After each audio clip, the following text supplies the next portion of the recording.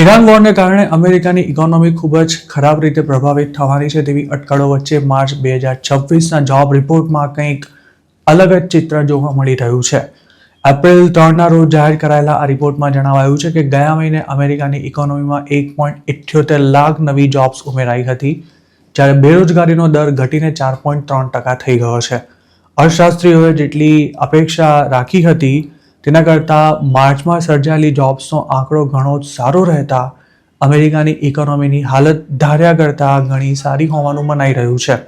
જોકે આ final report નથી અને ભૂતકાળમાં થયું છે તેમ આ આંકડામાં આવનારા દિવસોમાં સુધારો પણ થઈ શકે છે. માર્ચ 2026માં અમેરિકામાં સૌથી વધુ 90,000 જોબ્સ હેલ્થ કેર સેક્ટરમાં સર્જાઈ છે, જેમાંથી 32,000 જોબ્સ તો એવી નર્સિસની છે કે જે અગાઉ હડતાળ પર હતી. જોકે અન્ય સેક્ટર્સમાં પણ જોબ ગ્રોથ ઘણો સારો રહ્યો છે, જેમાં મેન્યુફેક્ચરિંગ સેક્ટરનો પણ સમાવેશ થાય છે.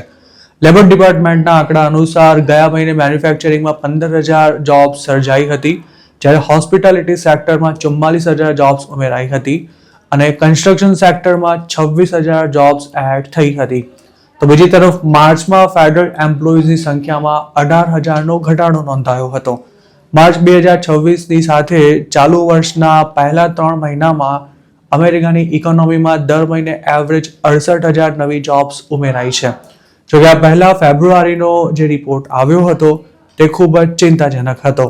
માર્ચના જોબ રિપોર્ટમાં જણાવાયા અનુસાર એવરેજ આવરલી અર્નિંગ્સમાં માત્ર 0.2% જેટલો જ વધારો નોંધાયો છે, જે દર્શાવે છે કે લોકોની આવક વધી રહી છે પણ તેનો વધવાનો દર ખૂબ જ નીચો છે. એમ્પ્લોયર ઓછી ભરતી કરી રહ્યા હોવાને કારણે પણ આમ થવું શક્ય છે.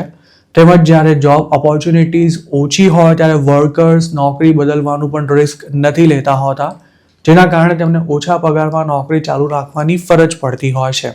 આ ઉપરાંત વધુ ઓપ્શન્સ ન રહ્યા હોવાથી જે ઓફર મળતી હોય તે સ્વીકારી લેવી પડતી હોવાથી પણ પગાર નથી વધતો.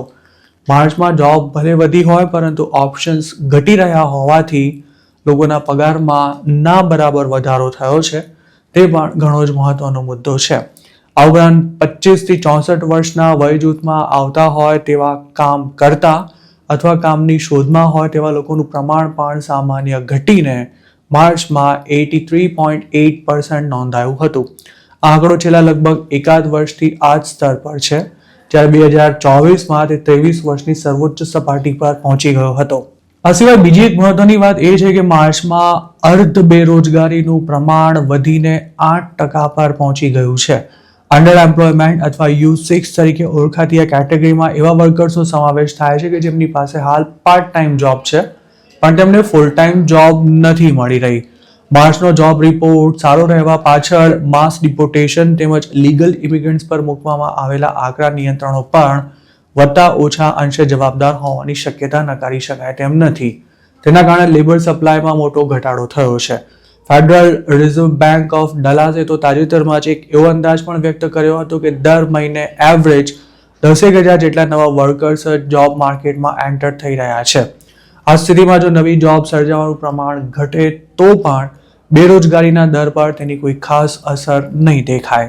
જોકે માર્ચ મહિનામાં જે ફૂલ ગુલાબી ચિત્ર જોવા મળ્યું છે તે અલ્પજીવી નીવડી શકે છે, કારણ કે એપ્રિલ મહિનામાં ઈરાન વોરને કારણે અમેરિકામાં ઇન્ફ્લેશનમાં ખાસો વધારો થયો છે. ગેસ અને ડીઝલની કિંમત પણ વધી છે, જેની સીધી અસર જોબ માર્કેટમાં જોવા મળી શકે છે. આ ઉપરાંત યુદ્ધ લાંબુ ચાલવાની શક્યતા હોવાથી અનિશ્ચિતતાના માહોલમાં એમ્પ્લોયર્સ નવી ભરતી કરવાનું ટાળી શકે છે અને વ્યાજનો દર પણ વધી રહ્યો હોવાથી બિઝનેસીસ તેનાથી પ્રભાવિત થઈ રહ્યા છે. આ ઉપરાંત માર્ચના ફાઇનલ જોબ રિપોર્ટમાં કોઈ સુધારા વધારા થાય છે કે નહીં તેના પર પણ અર્થશાસ્ત્રીઓની નજર છે. આપને શું લાગે છે, અમેરિકામાં ખરેખર જોબ માર્કેટ સુધરી રહ્યું છે કે પછી સરકારી રિપોર્ટ કરતાં વાસ્તવિકતા કંઈક અલગ જ છે? આપના વિચાર અમને કમેન્ટમાં ચોક્કસ જણાવજો.